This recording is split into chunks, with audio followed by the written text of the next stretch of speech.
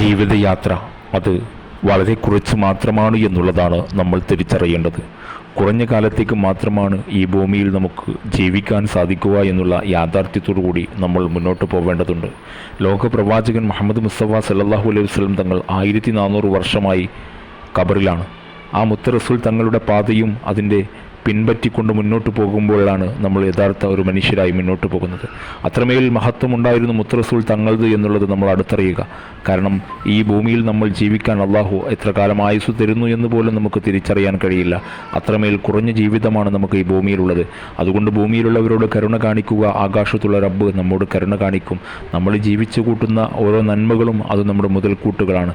നമ്മൾ ഉണ്ടാക്കി വെച്ച പണമോ മറ്റു വീടോ മറ്റു ആഡംബര വസ്തുക്കളോ ഒന്നും തന്നെ നമ്മുടെ കൂടെ ഉണ്ടാവില്ല എന്നുള്ളതും നമ്മൾ തിരിച്ചറിയുമ്പോഴാണ് യഥാർത്ഥ മനുഷ്യനാവുന്നത്.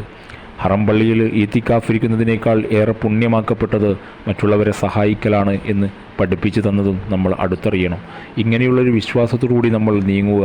നമ്മൾ ഈ ഭൂമിയിൽ ജീവിച്ചിരുന്നു എന്നതിനുള്ള അടയാളപ്പെടുത്തലുകളും നമ്മൾ നടത്തുക. അപ്പോഴാണ് നമ്മൾ യഥാർത്ഥ മനുഷ്യരായി മാറുന്നു എന്നുള്ളതും നമ്മൾ ഏറെ പ്രതീക്ഷയോടു കൂടി കാത്തിരിക്കേണ്ടതുണ്ട്. കാരണം ജനിച്ചാൽ ഒരിക്കൽ മരിക്കേണ്ടി വരും എന്നുള്ളത് യാഥാർത്ഥ്യമാണ്. ഈ മരണം എങ്ങനെയായിരിക്കണം എന്നുള്ളത് നമ്മൾ മുൻകൂട്ടി തീരുമാനിക്കാൻ അള്ളാഹുവിന് മാത്രമേ സാധിക്കുകയുള്ളൂ.